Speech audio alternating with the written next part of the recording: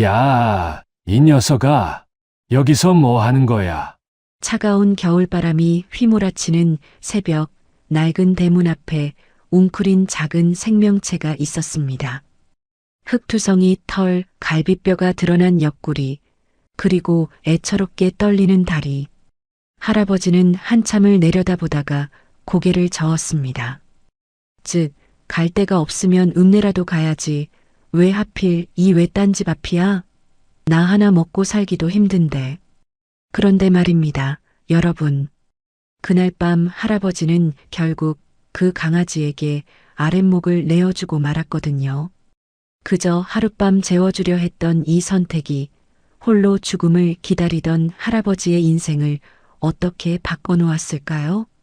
이야기 시작 전 구독과 좋아요 부탁드려요. 오늘은 올해 마음에 남을 인연 하나를 들려드리겠습니다. 경상북도 산골 마을, 오래된 기와집 한 채가 있었습니다. 마당에는 잡초가 무성하고 장독대에는 먼지가 소복이 쌓여 있었죠. 이 집의 주인은 올해 78, 강판수 할아버지였습니다. 할아버지는 3년 전 아내를 떠나보낸 뒤로 혼자 이 집을 지키고 계셨어요. 아들은 서울에서 사업한다고 1년에 한두 번 얼굴 비추는 게 전부였고, 손주들은 할아버지 얼굴도 제대로 기억 못했습니다. 명절에 전화 한 통 오면 그나마 다행이었어요. 아버지, 올해는 좀 바빠서요. 용돈은 보내드릴게요. 늘 같은 말이었습니다. 할아버지는 그 돈을 한 번도 쓴 적이 없었어요. 통장에 고스란히 쌓아두고 혹시 손주들이 오면 용돈 줄 생각이었거든요. 그런데 손주들은 오지 않았습니다. 설에도 추석에도요. 할아버지는 혼잣말처럼 중얼거리곤 했죠. 내가 뭘 잘못했나? 자식 키워봤자 소용없어. 할아버지의 하루는 늘 똑같았어요. 새벽 5시에 눈이 떠지면 혼자 밥을 지었습니다. 된장찌개 하나에 김치 몇 점, 그걸 말없이 떠먹고 나면 텅 빈 집에 시계 소리만 째깍째깍 울렸죠. 할아버지는 그 소리가 싫어서 일부러 마당에 나가 하늘을 올려다보곤 했습니다. 그러다 해가 지면 또 혼자 밥을 먹고 혼자 이불을 폈어요. 외롭다는 말은 한 번도 입 밖에 낸 적 없었습니다. 그런 말을 할 상대가 없었으니까요. 그의 겨울은 유독 매서웠습니다. 12월 중순 기상청에서는 영하 15도까지 떨어진다고 했어요. 할아버지는 아궁이에 군불을 떼고 일찍 잠자리에 들었는데 한밤중에 이상한 소리가 들려왔습니다. 기잉, 기잉. 처음엔 바람 소리인 줄 알았어요. 그런데 자꾸만 들리는 겁니다. 할아버지는 결국 잠옷바람으로 대문까지 나갔죠. 그리고 그 앞에서 작은 강아지 한 마리를 발견했습니다. 믹스견이었어요. 크기는 고양이만 했고 털은 온통 흙범벅이 되어 있었습니다. 갈비뼈가 훤히 보일 정도로 야위었고 네 다리는 쉴 새 없이 떨고 있었어요. 할아버지는 한참을 내려다보다가 인상을 찌푸렸습니다. 가을아, 이놈아. 여길 왜 왔어? 아래 마을 내려가서 사람 많은 집 앞에나 있지. 여긴 늙은이 혼자라 내 입에 들어갈 밥 한 톨도 없다니까. 강아지는 할아버지를 올려다봤어요. 검고 축축한 눈동자가 애처롭게 빛났습니다. 할아버지는 고개를 돌렸어요. 안 된다니까. 가. 대문을 닫으려는데 강아지가 낑낑거리며 할아버지의 발등에 코를 부볐습니다. 차갑고 젖은 코가 발등에 닿자 할아버지의 손이 멈췄어요. 야, 이러지 마. 나게 안 좋아해. 강아지는 대답 대신 더 세게 발등을 파고들었습니다. 할아버지는 깊은 한숨을 내쉬었어요. 그리고 한참을 서 있다가 결국 강아지를 번쩍 들어 올렸습니다. 에잇, 오늘 하루만이다. 알았어? 강아지의 몸은 얼음장처럼 차가웠어요. 할아버지는 그 작은 몸을 품에 안고 방으로 들어갔습니다. 아궁이 앞 가장 따뜻한 자리, 아내가 늘 앉아있던 그 아랫목에 낡은 이불을 깔아주었어요. 아내가 생전에 아끼던 담요였습니다. 꽃무늬가 발에서 거의 보이지 않았지만 할아버지는 차마 버리지 못하고 있었죠. 굳은 살 박힌 손으로 담요를 쓸어내리며 할아버지가 말했습니다. 거기서 자. 내일 아침엔 가. 강아지는 이불 위에 웅크리더니 꼬리를 살랑살랑 흔들었습니다. 그 모습을 보던 할아버지의 입가에 아주 희미한 미소가 번졌어요. 3년 만에 처음 짓는 미소였는지도 모릅니다. 그때 문득 할아버지는 이 녀석이 떠나면 다시 이 집이 얼마나 조용해질지 겁이 났습니다. 다음 날 아침 할아버지는 평소보다 일찍 일어났습니다. 강아지가 신경 쓰여서였어요. 방문을 열자 강아지가 벌떡 일어나 꼬리를 흔들며 달려왔습니다. 야야, 뛰지 마. 집 무너져. 할아버지는 핀잔을 주면서도 부엌으로 향했습니다. 밥을 푸다가 문득 손이 멈췄어요. 혼자 먹던 밥상에 오늘은 뭔가를 더 올려야 할 것 같았거든요. 할아버지는 찬밥에 된장국 국물을 부어 식힌 뒤 낡은 양푼에 담아 강아지 앞에 놓아주었습니다. 먹어. 배고프잖아. 강아지는 허겁지겁 밥을 먹기 시작했어요. 밥그릇을 비우고 제 손등을 하차대는 녀석의 머리를 투박한 손으로 쓰다듬었습니다. 흙먼지를 털어내니 제법 복슬복슬한 털이 올라왔죠. 복실하게 생겼네. 복실이라고 불러야겠다. 복실이. 그렇게 이름이 지어졌습니다. 할아버지는 하루만 재우고 보내려 했어요. 그런데 그날도 그 다음 날도 복실이는 떠나지 않았습니다. 아니, 할아버지가 보내지 않았습니다. 복실이가 온 지 일주일이 지났습니다. 할아버지의 하루는 조금씩, 아주 조금씩 달라지기 시작했어요. 새벽 5시, 눈이 떠지면 가장 먼저 복실이를 찾았습니다.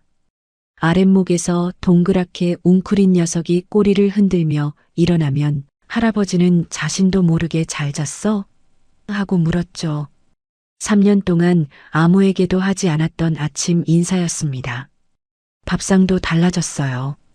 혼자 먹을 때는 된장찌개 하나에 김치 몇 점이 전부였는데 이제는 복실이 밥그릇을 먼저 챙기게 됐거든요. 찬밥에 국물 부어주고 가끔은 멸치볶음도 몇 점 올려줬습니다. 야, 천천히 먹어. 체하겠다. 복실이는 대답 대신 꼬리를 살랑살랑 흔들었어요. 그 모습을 보며 밥 먹는 할아버지의 숟가락질도 덩달아 빨라졌습니다. 혼자 먹을 땐 입맛이 없어서 반도 못 비우던 밥그릇을 이제는 깨끗이 비우게 됐어요. 열흘쯤 지났을 때였습니다. 찬장을 열어보니 쌀도 바닥을 보였지만 할아버지의 마음을 더 조급하게 만든 건 따로 있었습니다.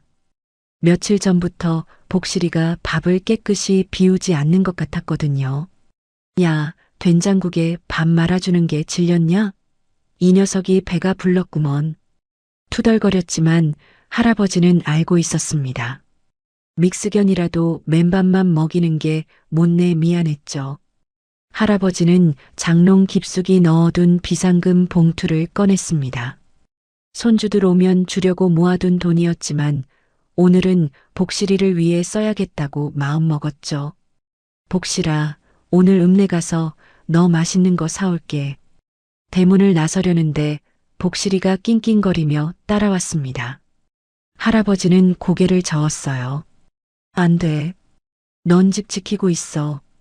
그런데 복실이가 앞발로 할아버지의 바짓단을 꾹 눌렀습니다. 검은 눈동자가 애원하듯 올려다보고 있었죠. 할아버지는 한숨을 쉬었어요. 그리고 결국 복실이를 품에 안아들었습니다. 에휴, 이 녀석? 나 참. 읍내까지는 걸어서 30분 거리였습니다. 할아버지는 늘 그 길을 혼자 걸었어요. 아내가 살아있을 때는 둘이 나란히 걸으며 이런저런 이야기를 나눴는데 혼자가 되고 나서는 그 길이 유독 멀게 느껴졌거든요. 그런데 오늘은 달랐습니다. 복실이를 안고 걷는 길은 이상하게 짧게 느껴졌어요. 복실이가 연신 코를 킁킁거리며 주변을 둘러보는 게 재미있었거든요. 할아버지는 자신도 모르게 복실이에게 말을 걸었습니다. 저기 보여? 저게 정미소야. 옛날엔 저기서 쌀 찢는 소리가 마을까지 들렸는데 복실이는 할아버지 말을 알아듣는 것처럼 고개를 갸웃거렸어요. 읍내 5일장에 도착하자 사람들의 시선이 할아버지에게 쏠렸습니다. 이 마을에서 강판수 할아버지는 꽤 알려진 사람이었거든요. 젊어서는 면사무소에서 일하셨고 은퇴 후에도 마을 어른으로 존경받으셨죠. 그런데 아내가 떠난 뒤로 할아버지는 사람들을 피하기 시작했어요. 장에 나와도 말없이 물건만 사고 돌아갔습니다. 사람들도 조심스러워서 먼저 말을 걸지 못했죠. 그런데 오늘은 달랐어요. 어머, 강 어르신 아니세요? 강아지를 한 마리 들이셨네. 반찬 가게를 하는 박 여사가 먼저 다가왔습니다. 할아버지는 어색하게 고개를 끄덕였어요. 아, 예. 그냥 주워서요. 어머, 너무 예뻐요. 이름이 뭐예요? 복실이요. 복실이? 이름도 복스럽네. 잘하셨어요, 어르신. 이렇게 귀여운 친구가 있으면 외롭지 않으시겠다. 할아버지는 대답 대신 멋쩍은 웃음을 지었습니다.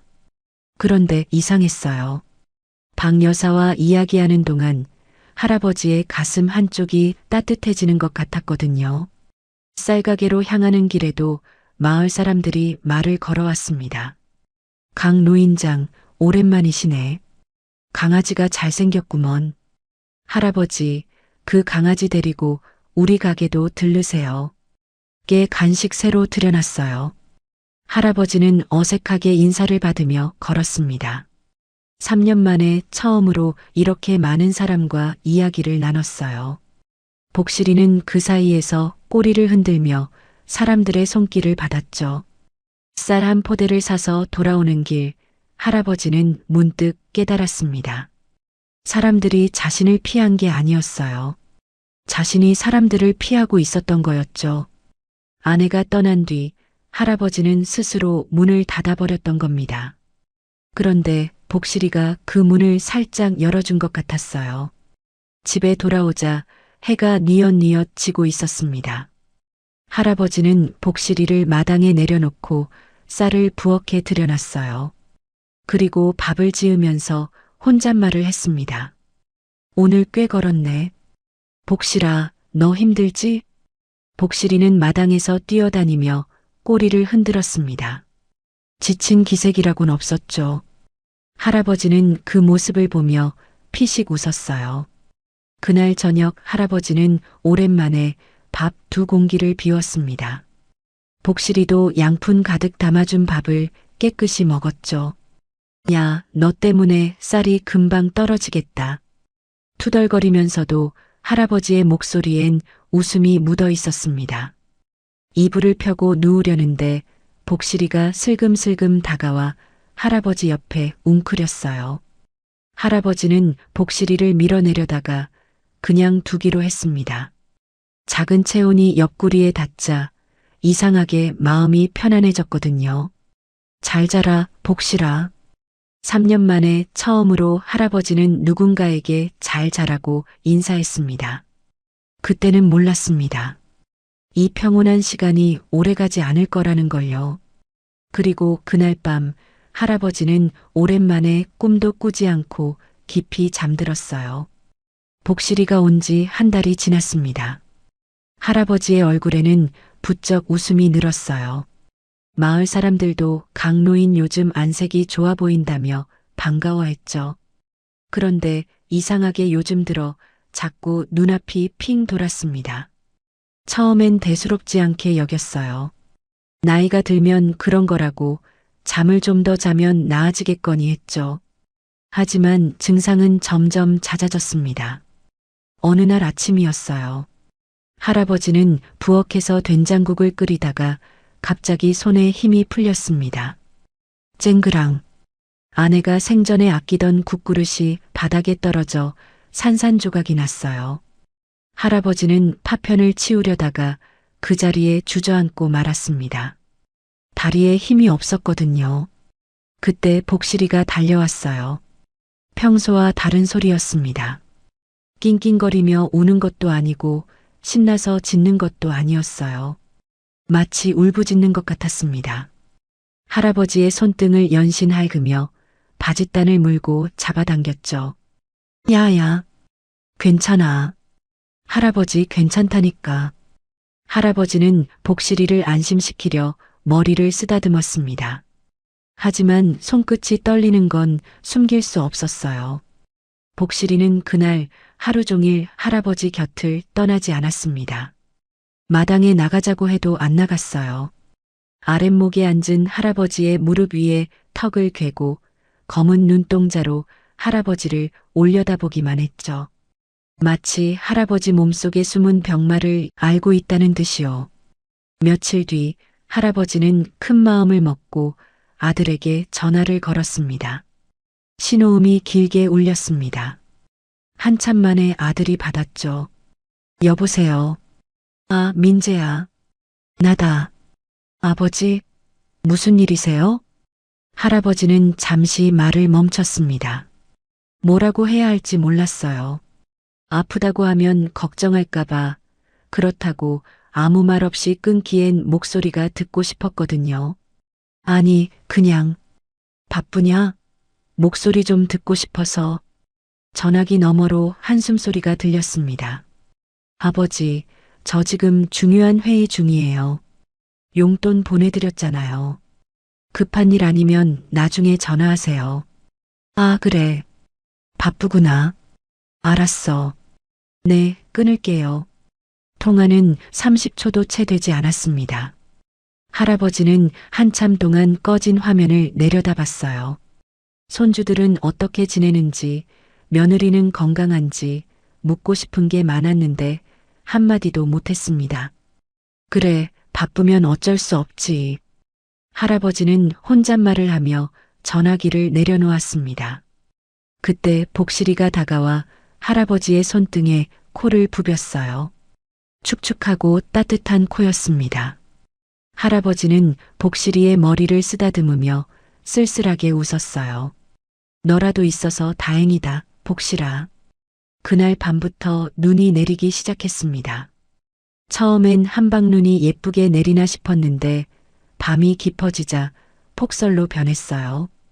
그때 할아버지는 이 눈이 자신에게 어떤 밤을 남길지 아직 알지 못했습니다.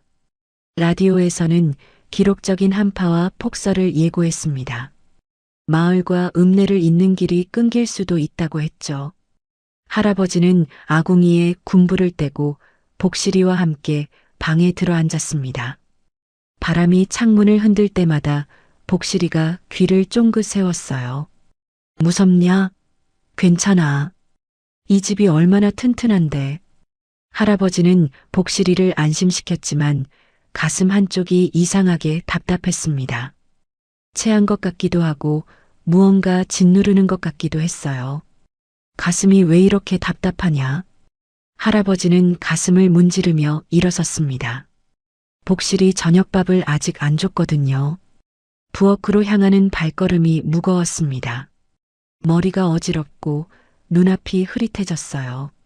전등 스위치에 손을 뻗었습니다. 그런데 손가락이 스위치에 닿기도 전에 눈앞이 캄캄해졌어요. 쿵! 할아버지의 몸이 차가운 부엌 바닥으로 쓰러졌습니다. 복실이가 비명처럼 짖기 시작했어요. 컹컹, 컹컹. 온 힘을 다해 짖으며 할아버지에게 달려왔습니다. 앞발로 할아버지의 어깨를 긁고 얼굴을 핥고 옷깃을 물고 흔들었어요. 하지만 할아버지는 눈을 뜨지 않았습니다. 차가운 바닥 위에 쓰러진 채 미동도 없었죠. 바깥에서는 폭설이 쏟아지고 있었습니다. 마을과 마을 사이의 길은 이미 눈에 덮이기 시작했어요. 복실이의 울음소리만이 텅 빈 집안을 가득 채웠습니다. 여기까지 들으시면서 마음이 많이 답답하셨죠. 폭설에 갇힌 집, 의식 없는 할아버지, 그리고 미친 듯이 짖는 복실이. 과연 이 작은 생명은 할아버지를 구할 수 있을까요? 이어서 바로 들어주세요. 할아버지가 쓰러진 지 얼마나 지났을까요? 할아버지는 눈을 뜨지 않았어요. 숨은 쉬고 있었지만 얼굴이 점점 창백해지고 있었죠. 복실이는 미친 듯이 짖었습니다. 온 힘을 다해 짖었지만 대답하는 사람은 없었어요. 바깥에서는 폭설이 쏟아지고 있었고 가장 가까운 이웃집도 500m나 떨어져 있었거든요. 복실이는 할아버지의 얼굴을 한참 들여다봤습니다. 검은 눈동자가 흔들렸어요. 그리고 복실이는 결심한 듯 몸을 돌렸습니다. 현관문은 닫혀 있었지만 부엌 창문이 살짝 열려 있었어요. 복실이는 조리대 위로 뛰어 올랐습니다. 작은 몸으로 창틀을 밀었어요. 한 번, 두 번, 세 번. 창문이 조금 더 열렸고 복실이는 그 틈으로 몸을 밀어 넣었습니다. 밤 공기가 칼날처럼 차가웠어요. 눈이 허벅지까지 쌓여 있었습니다. 복실이 같은 작은 강아지에게는 가슴까지 차오르는 높이였죠. 하지만 복실이는 멈추지 않았어요. 눈을 헤치며 앞으로 나아갔습니다. 내 발이 얼어붙는 것 같았어요. 털 사이로 눈이 파고들어 온몸이 젖었습니다. 바람이 불 때마다 작은 몸이 휘청거렸죠. 그래도 복실이는 걸음을 멈추지 않았습니다. 500m. 사람에게는 잠깐이지만 폭설 속 작은 강아지에게는 끝없이 먼 거리였어요. 복실이는 가장 가까운 이웃집에 도착했습니다. 대문 앞에 서 있는 힘껏 짖었어요. 컹컹, 컹컹, 컹컹. 목이 찢어질 것 같았지만 멈출 수 없었습니다. 한참을 짖었을 때 집안에 불이 켜졌어요. 현관문이 열리고 중년 남자가 나왔습니다. 마을에서 농사를 짓는 김씨 아저씨였어요. 뭐야, 이 눈보라에 웬 개가. 김씨 아저씨는 눈을 비비며 복실이를 내려다봤습니다. 복실이는 아저씨의 바짓단을 물었어요. 그리고 잡아당기기 시작했습니다. 할아버지 집 쪽으로요. 야야, 뭐 하는 거야, 이 녀석이. 복실이는 바짓단을 놓지 않았어요. 잡아당기다가 할아버지 집 쪽을 향해 짚고 다시 바짓단을 물었습니다. 김씨 아저씨의 표정이 변했어요. 설마. 아저씨는 복실이를 알아봤습니다. 요즘 강 어르신이 데리고 다니던 강아지였거든요. 강 어르신한테 무슨 일이 있는 거냐? 복실이는 대답 대신 다시 짖으며 몸을 돌렸습니다. 눈밭을 향해 뛰어가다가 뒤를 돌아보며 아저씨를 재촉했어요. 김씨 아저씨는 급히 장화를 신고 손전등을 집어들었습니다. 여보, 나 강 어르신네 집 좀 다녀올게. 복실이가 앞장서고 아저씨가 뒤따랐습니다. 폭설 속을 뚫고 할아버지 집에 도착했을 때 아저씨는 열린 부엌 창문을 발견했어요. 어르신, 어르신. 대답이 없었습니다. 아저씨는 창문을 더 열고 안을 들여다봤어요. 그리고 바닥에 쓰러져 있는 할아버지를 발견했습니다. 어르신. 김씨 아저씨는 급히 현관으로 돌아가 문을 열었어요. 할아버지의 몸은 차갑게 식어 있었습니다. 큰일 났다. 빨리 119 불러야 해. 아저씨는 떨리는 손으로 전화를 걸었어요. 폭설 때문에 구급차가 바로 오기 어렵다고 했습니다. 하지만 마을 사람들이 힘을 합치면 읍내 병원까지 데려갈 수 있다고 했죠. 김씨 아저씨는 이웃들에게 연락했습니다. 30분도 안 되어 마을 사람 5~6명이 할아버지 집에 모였어요. 모두 장화를 신고 삽을 들고 왔습니다. 눈을 치우며 길을 만들었고 할아버지를 들것에 실어 읍내로 향했죠. 복실이는 그 뒤를 따랐습니다. 작은 몸으로 눈밭을 헤치며 한순간도 할아버지 곁을 떠나지 않았어요. 병원에 도착했을 때 의사 선생님이 말했습니다. 조금만 더 늦었으면 큰일 날 뻔했습니다. 저체온증에 심장에도 무리가 왔어요. 누가 발견해서 데려오셨습니까? 김씨 아저씨가 대답했어요. 강아지가요. 이 강아지가 폭설 속을 뚫고 우리 집까지 와서 알려줬습니다. 의사 선생님이 복실이를 내려다봤어요. 온몸이 젖고 발바닥이 얼어붙어 피가 맺혀 있었습니다. 그래도 복실이는 중환자실 문 앞에 웅크린 채 할아버지를 기다리고 있었어요. 그날 밤 내내 복실이는 한 발짝도 떠나지 않았습니다. 할아버지가 눈을 뜬 건 이틀 뒤였습니다. 천장에 형광등이 보였어요. 낯선 냄새, 낯선 소리. 여기가 어디지 하고 고개를 돌리니 하얀 벽과 링거줄이 눈에 들어왔습니다. 병원이었어요. 어르신, 정신이 드세요? 간호사가 다가와 물었습니다. 할아버지는 멍하니 고개를 끄덕였어요. 몸에 힘이 하나도 없었습니다. 많이 위험하셨어요. 저체온증에 심장까지 무리가 왔거든요. 조금만 더 늦었으면 큰일 날 뻔했습니다. 할아버지는 그제야 기억이 났어요. 부엌에서 쓰러졌던 것, 눈앞이 캄캄해졌던 것. 그런데 어떻게 여기까지 왔을까요? 누가 날 데려왔소? 간호사가 미소를 지었습니다. 어르신 강아지요. 폭설 속을 뚫고 이웃집까지 가서 알렸대요. 마을 분들이 눈길 헤치고 어르신을 업어서 오셨고요. 할아버지는 귀를 의심했어요. 복실이가? 네, 복실이라고 하셨죠? 지금도 밖에 있어요. 이틀 동안 한 발짝도 안 떠나고 문 앞에서 기다리고 있거든요. 할아버지의 눈시울이 붉어졌습니다. 그 작은 녀석이 그 폭설 속에서 어떻게 갔을까? 얼마나 춥고 무서웠을까? 할아버지는 떨리는 목소리로 말했어요. 복실이 좀 보여주시오. 간호사가 난처한 표정을 지었습니다. 병실에는 동물이 못 들어오거든요. 그런데 간호사는 잠시 망설이다가 휠체어를 가져왔어요. 잠깐만 복도까지 나가시는 건 괜찮을 것 같아요. 할아버지는 간호사의 도움을 받아 휠체어에 앉았습니다. 문 앞에 복실이가 웅크리고 있었어요. 털이 엉망이었어요. 이틀 동안 먹지도 못한 게 눈에 보였어요. 발바닥에는 핏자국이 말라붙어 있었고 눈가에는 눈곱이 껴 있었죠. 그런데 할아버지를 발견한 순간 복실이가 벌떡 일어났습니다. 꼬리를 미친 듯이 흔들어댔어요. 컹컹 짖으며 달려왔습니다. 할아버지는 휠체어에서 몸을 숙여 복실이를 안아 올렸어요. 작은 몸이 부들부들 떨고 있었습니다. 복실아, 복실아. 할아버지의 눈에서 눈물이 흘렀습니다.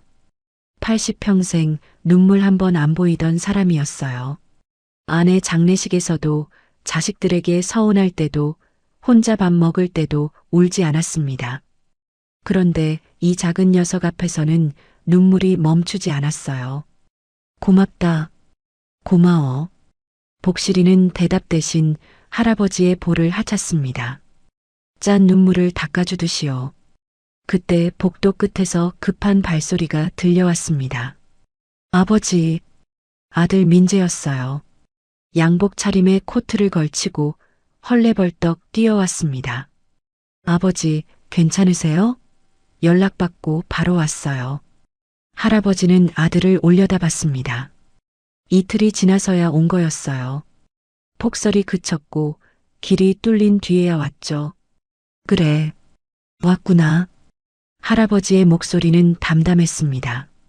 민재가 복실이를 힐끗 보며 말했어요. 아버지, 이게 뭐예요? 병원에 걔를 데리고 계시면 어떡해요? 위생에도 안 좋고. 할아버지의 눈빛이 차갑게 변했습니다. 이 녀석이 나를 살렸다. 네.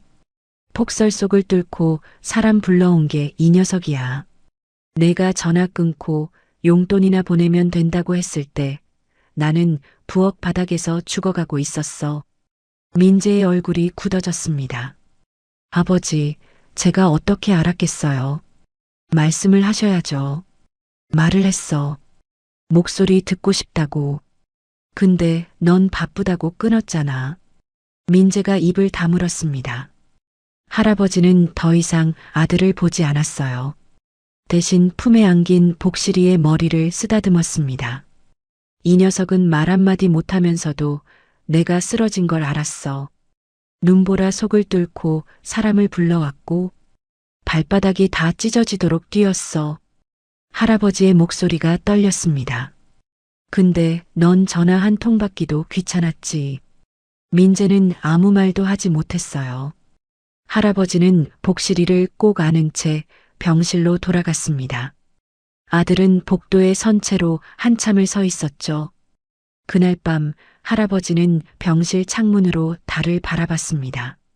복실이는 몰래 병실에 들어와 침대 옆에 웅크리고 있었어요. 간호사들도 눈 감아 주었죠. 복실아. 복실이가 고개를 들었습니다. 내가 집에 가면 내 방 따로 만들어줄게. 제일 따뜻한 자리로. 복실이가 꼬리를 살랑살랑 흔들었습니다. 할아버지는 조용히 웃었어요. 오랜만에 마음이 따뜻했습니다. 보름 만에 할아버지가 퇴원했습니다. 병원 현관을 나서자 차가운 겨울 공기가 볼을 스쳤어요. 그런데 이상하게 춥지 않았습니다. 복실이가 품에 안겨 있었거든요. 마을 사람들이 마중을 나와 있었어요. 김씨 아저씨가 트럭을 몰고 왔고 반찬 가게 박 여사는 따끈한 호빵을 들고 있었죠. 어르신, 얼마나 걱정했는지 몰라요. 복실이가 진짜 대단해요. 우리 마을의 영웅이에요. 할아버지는 멋쩍게 웃으며 고개를 숙였습니다. 다들 고맙소. 정말 고맙소. 집에 도착하니 마당에 눈이 수북이 쌓여 있었어요. 그런데 현관까지 가는 길은 깨끗이 치워져 있었습니다. 마을 청년들이 미리 와서 눈을 치워놓은 거였죠. 부엌에는 김치찌개가 따끈하게 끓고 있었고 쌀통에는 쌀이 가득 차 있었어요. 박 여사가 챙겨다 놓은 거였습니다. 할아버지는 한참 동안 부엌에 서 있었어요. 예전에는 이 부엌이 그렇게 쓸쓸했는데 오늘은 달랐습니다. 복실이가 발밑에서 꼬리를 흔들고 있었고 냄비에서는 김이 모락모락 피어올랐어요. 복실아, 우리 밥 먹자. 할아버지는 복실이 밥그릇에 밥을 담고 자신도 밥상 앞에 앉았습니다. 둘이 나란히 밥을 먹었어요. 창밖으로 햇살이 들어왔습니다. 눈 덮인 마당이 반짝반짝 빛났어요. 할아버지는 문득 아내 생각이 났습니다. 여보, 나 이제 안 외로워요. 복실이가 있거든. 혼잣말이었지만 어딘가에서 아내가 웃고 있을 것 같았어요. 며칠 뒤 아들 민재에게서 전화가 왔습니다. 아버지, 저예요. 죄송했어요. 제가 너무 무심했네요. 할아버지는 조용히 듣고 있었어요. 앞으로는 자주 연락드릴게요. 명절에도 꼭 내려갈게요. 그래, 알았다. 할아버지의 대답은 짧았습니다. 전화를 끊고 나서도 마음이 크게 움직이지 않았어요. 예전 같았으면 아들이 온다는 말에 설레었을 텐데 이제는 담담했습니다. 복실이가 다가와 무릎에 턱을 괴었어요. 할아버지는 복실이의 머리를 쓰다듬으며 말했습니다. 복실아, 민재가 명절에 온다는구나. 복실이가 고개를 갸웃거렸어요. 근데 있잖아. 솔직히 말해줄까? 할아버지는 복실이의 눈을 바라봤습니다.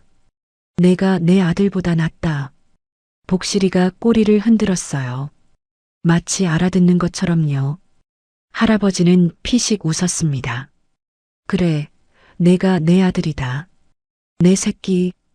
그의 봄, 눈이 녹고 마당에 새싹이 돋아났습니다. 할아버지는 텃밭에 상추를 심었어요. 복실이가 옆에서 흙을 파며 놀았죠. 야, 거기 파면 안 돼. 씨앗 심어놨잖아. 복실이는 못 들은 척 계속 흙을 팠습니다. 할아버지는 핀잔을 주면서도 웃음이 났어요. 마을 사람들이 자주 놀러 왔습니다. 박 여사는 반찬을 가져왔고 김씨 아저씨는 농사일을 도와줬어요. 아이들은 복실이와 놀겠다고 매일 찾아왔죠. 할아버지, 복실이 좀 만져봐도 돼요? 그래, 대신 예쁘게 놀아줘야 해. 할아버지는 마루에 앉아 아이들과 복실이가 뛰어노는 모습을 바라봤습니다. 텅 비어 있던 마당에 웃음소리가 가득했어요. 어느 날 저녁이었습니다. 할아버지는 아랫목에 앉아 복실이를 무릎에 올려놓았어요. 아내가 생전에 아끼던 담요를 덮고 둘이 나란히 창밖을 바라봤습니다. 별이 총총히 떠 있었어요. 복실아. 복실이가 고개를 들었습니다. 내가 우리 집에 와줘서 고맙다. 복실이가 할아버지의 손등을 핫았어요. 할아버지는 그 작은 머리를 쓰다듬으며 눈을 감았습니다. 따뜻했어요. 3년 동안 느끼지 못했던, 아니, 어쩌면 평생 느끼지 못했던 따뜻함이었습니다. 할아버지는 알았어요. 가족이란 피가 아니라 마음이라는 걸요. 그리고 이 작은 생명이 자신에게 가족이 되어 주었다는 걸요. 복실아, 우리 오래오래 살자. 복실이가 꼬리를 흔들었습니다. 그게 대답이었어요. 여러분, 오늘 이야기 어떠셨어요? 귀찮다며 내쫓으려 했던 강아지에게 결국 아랫목을 내어준 할아버지. 그 작은 선택이 할아버지의 남은 인생을 완전히 바꿔놓았습니다. 바쁘다며 전화를 끊는 아들과 말 한마디 못하면서도 폭설 속을 뚫고 달려간 복실이. 과연 누가 진짜 가족일까요? 가족이란 피가 아니라 마음이라는 걸 오늘 이야기가 보여준 것 같습니다. 여러분 곁에도 복실이처럼 묵묵히 자리를 지켜주는 소중한 존재가 있으신가요? 어떤 존재인지 댓글로 자유롭게 나눠주세요. 여러분의 따뜻한 사연이 다른 분들께도 큰 힘이 됩니다. 그리고 오늘 그 소중한 이에게 고맙다고 꼭 한마디 전해보시는 건 어떨까요? 이 이야기가 여러분의 지친 마음에 작은 위로가 되었기를 바랍니다.